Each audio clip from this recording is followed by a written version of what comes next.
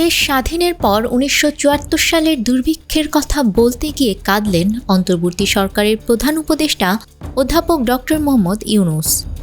বুধবার রাজধানীর হোটেল ইন্টারকন্টিনেন্টালে বাংলাদেশ বিনিয়োগ সম্মেলন ২০২৫-এর উদ্বোধনী অনুষ্ঠানে প্রধান অতিথির বক্তব্য দেওয়ার সময় তিনি কেঁদে ফেলেন। বক্তব্যের এক পর্যায়ে ১৯৭১ সালের স্বাধীনতা যুদ্ধের কথা বলতে গিয়ে আবেগ আপ্লুত হয়ে পড়েন প্রধান উপদেষ্টা। কয়েক সেকেন্ডের জন্য তার কণ্ঠরোধ হয়ে যায়। এরপর ১৯৭৪ সালে দেশে দুর্ভিক্ষের কথা বলতে গিয়ে কেঁদে ফেলেন। ডক্টর ইউনূস বলেন, ১৯৭১ সালে প্রাণত্যাগের বিনিময়ে একটি স্বাধীন দেশের সূচনা হয়। এখন বাংলাদেশের জনসংখ্যা ১৮ কোটি। তখন ছিল এর ৩ ভাগের ১ ভাগ। এরপর আসে ১৯৭৪। একথা বলেই আবেগ আপ্লুত হয়ে নীরব হয়ে যান প্রধান উপদেষ্টা। বেশ কিছুক্ষণ কোনো কিছুই বলতে পারেননি। পরে চোখ ছলছল অবস্থায় আবার বলতে শুরু করেন। প্রধান উপদেষ্টা বলেন, ক্ষুধায় মানুষ মারা গেছে। আমাদের দেশের অনেক বড় একটা দুর্ভিক্ষ ছিল।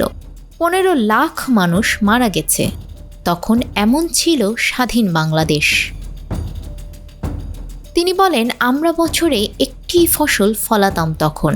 আমাদের অন্য কোনো উপায় জানা ছিল না। আমাদের দেশের মানুষ কৃষক হিসেবেই পরিচিত ছিলেন, কারণ তাদের আর কোনো পেশা ছিল না। আর তাদের মধ্যে ৩/৪ নিজের কোনো জমি ছিল না। জীবন নির্বাহের জন্য একটি ফসল ফলাতো। ডক্টর ইউনূস বলেন, যদি আপনি ১৯৭৪ সাল থেকে ২০২৫ সালের এই যাত্রা খেয়াল করেন, দেখবেন অনেক চমৎকার একটি সফর। বড় বড় শিল্প নিয়ে আমরা আলাপ করছি। বিদেশি অনেক কোম্পানি আরও শিল্প কারখানা এখানে গড়ে তুলতে চায়। বড় বড় বাজার নিয়ে কথা হয়।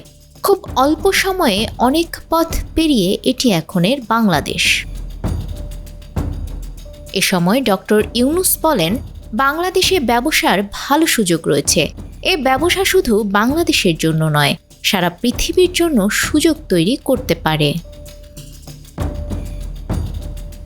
নিউজ ডেস্ক, আমাদের সময়।